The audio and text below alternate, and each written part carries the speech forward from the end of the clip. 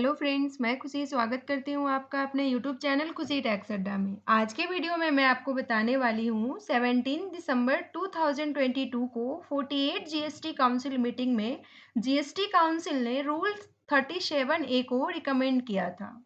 तो क्या है ये रूल और ये कैसे काम करेगा, ये मैं आपको आज के वीडियो में बताने वाली हूँ। सो बढ़ते हैं टॉपिक की तरफ।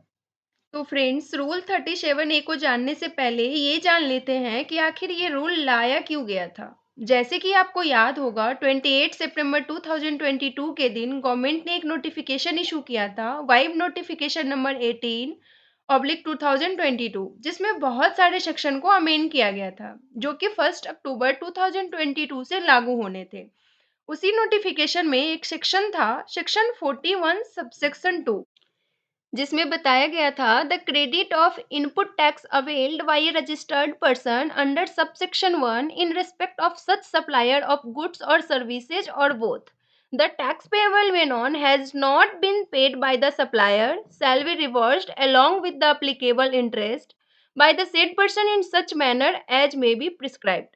यानी कि अगर मान लीजिए आपने अपने सप्लायर से कोई गुड्स परचेज की है 1 लाख रुपीज की, और उसने अपनी जीएसटीआर 1 फाइल कर दी है और आपका इनवॉइस भी उसमें शो कर दिया है, और वो इनवॉइस आपके जीएसटीआर 2B में रिफ्लेक्ट भी कर रहा है। आपने उसका आईटीसी भी क्लेम कर लिया है, बट आपके सप्लायर ने किसी कारणवश अपनी जीएसटीआर 3B फाइल नहीं करी है, यानी कि उसने टैक्स की पेमेंट नहीं करी है। तो उस केस में आपको अपनी आईटीसी रिवर्स करनी होगी along with the applicable interest by the said person in such manner as may be prescribed। यानी कि रूल 37A में बताया जाएगा कि कब आपको आईटीसी रिवर्स करना है।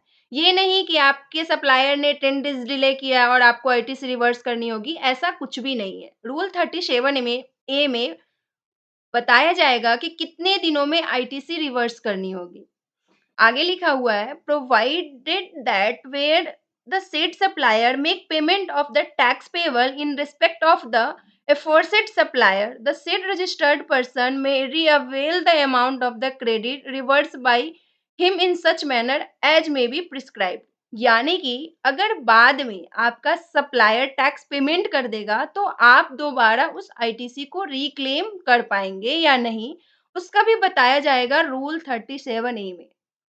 यहाँ ध्यान देने वाली बात यह है कि 1 फाइनेंशियल ईयर की आईटीसी क्लेम करने की आखिरी डेट नेक्स्ट फाइनेंशियल ईयर के 30 नवंबर तक होती है। जैसे कि फाइनेंशियल ईयर 2022-23 के आईटीसी क्लेम करने की लास्ट डेट 30 नवंबर 2023 होगी। अगर उसके बाद भले आपका सप्लायर टैक्स पेमेंट कर भी देता है, तो आपको आईटीसी क्लेम करने नहीं दिया जाएगा। तो आपको इस बातों को ध्यान रखना है।